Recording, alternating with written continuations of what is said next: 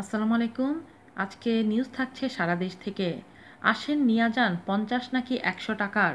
সোমবার দুপুরবেলা রাজধানীর কারণ বাজারের রেললাইনের পাশ থেকে ডাক আসতে শুরু করলো, আসেন নিয়া যান মামা, ৫০ নাকি ১০০ টাকার লাগবে, নিয়া যান।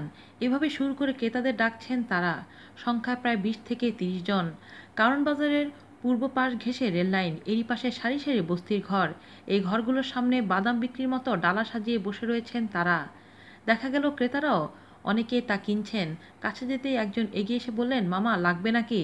চোখ পড়তেই দেখা গেল ডালায় পুরিয়া করে সাজানো।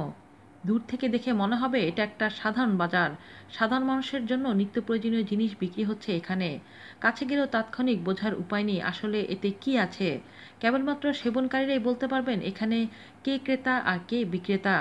দেখা যায় একটি ঘরের সামনে বসে গাঁজা নিয়ে লোকজনকে ডাকছেন ২ থেকে ৩ জন নারী। ওই নারীদের একজনের সঙ্গে কথা হলো। নাম প্রকাশ না করার শর্তে তিনি বলেন, মামা, আগে গার্মেন্টসে চাকরি করতাম, যা পাইতাম তা দিয়ে পোষায় না, এজন্যই এই কাজ করি। আমাকে কোনো সমস্যা হয় না। পুলিশে যদি ধরে তাহলে মহাজনরা ছাড়াই আনে, হের লাইগ্যা বিক্রি করতে পারি। ছবি তুলতে গেলে তিনি নিষেধ করে বললেন, মামা ছবি তুলেন না। এ সময় তার ছবি তুলতে গেলে তিনি গাজার পুড়িয়ে নিয়ে ঘরের ভিতর ঢুকে যান। এরপর তিনি বলেন, এমনি দেখেন, তার ছবি তুলেন না। আর আপনার কত লাগবে হেডা কন, ৫০ টাকা নাকি ১০০ টাকা লাগবে হেডা কন। পাশের বস্তির ঘরের সামনে ৩ থেকে ৪ জন নারী গাঁজা বিক্রি করছিলেন। ছবি তোলার ভঙ্গি দেখে তারা তেড়ে এলেন।